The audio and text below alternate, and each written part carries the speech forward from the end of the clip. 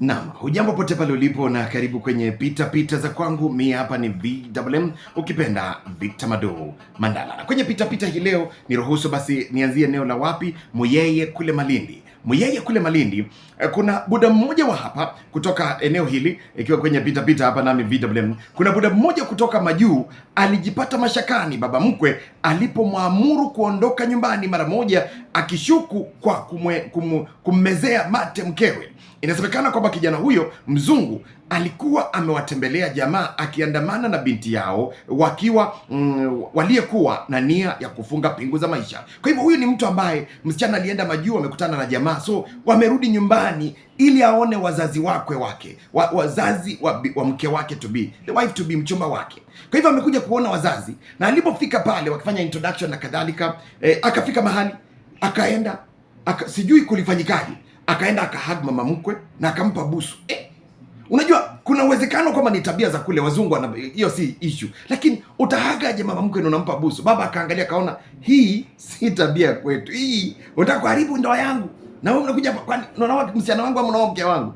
Hivyo ndio mzungu alifukuzwa, rangi ya thao ikaenda. Please, mambo ya kwenu fanyia kwenu, ukikuja kwa wenyewe, when you go to Rome do what Romans do. Kwa hivyo jamaa alifukuzwa.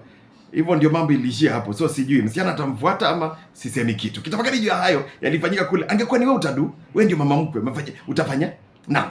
Nikavuka mpaka eneo la Katani kule Machakos. Katani Machakos, kuna mwanadada mmoja amejipata katika hali tatanishi kwa kuchangamkia wanaume watatu kwa wakati mmoja. Hali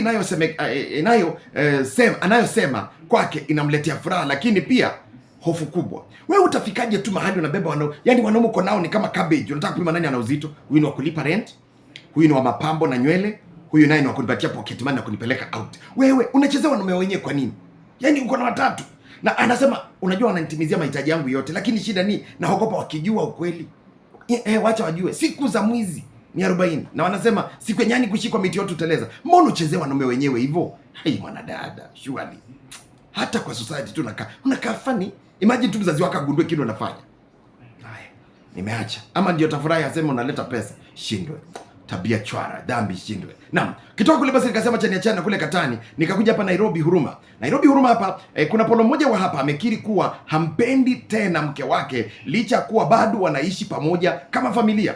Anasema hisia zilipotea polepole na hatimaye akajipata katika uhusiano wa kihisia na mwanamke mwingine. Anasema unajua sina uhusiano mwingine, so sijaenda to an extent. Ni ile tu tunaongea, nasikia kukaa vizuri pamoja naye. Hapo ndipo inaanzia. Anasema mimi sijakosa uaminifu kwa mke wangu, lakini hisia kwa mke wangu zimeisha. Si ati zimeisha, umezipeleka kwingine. Ishindwe hiyo tabia. Na hivyo ndio watu na hivyo ndio shetani udanganya wengi. Tulijifunza vile ambavyo shetani udanganya watu. Anakuja kwa je, hatufanyi kitu na yeye. Ni ile tunapiga, tunaenda out kidogo. Wewe. Hata anasema ni kama nilifanya mistake kuoa. Hata huyu mwingine itakuwa ni mistake. Acha za ovyo. Kwenye pita hapo. Nikisonga basi nikatoka kule nikavuka mpaka kule inaitwa Kapkesio kule Bomet. Ambapo kuna buda mmoja wa hapa alichemka kwa hamaki mwanawe aliponukuliwa akisema kuwa eti anajigamba kuwa amemnunulia shamba na kumjengea nyumba licha ya mzee huyo kumnyima shamba la familia. Kulingana basi na habari kwamba polo huyo aliyopata kazi, babake alimtaka ajipange apate makao yake nje ya boma. Yaani baba hakumpatia, na sasa anaanza kulinga nimemjengea. Sasa wewe kama amekujengea, pesa si zako, na anajigamba ndio kubali, la sivyo ungejengea mwenyewe.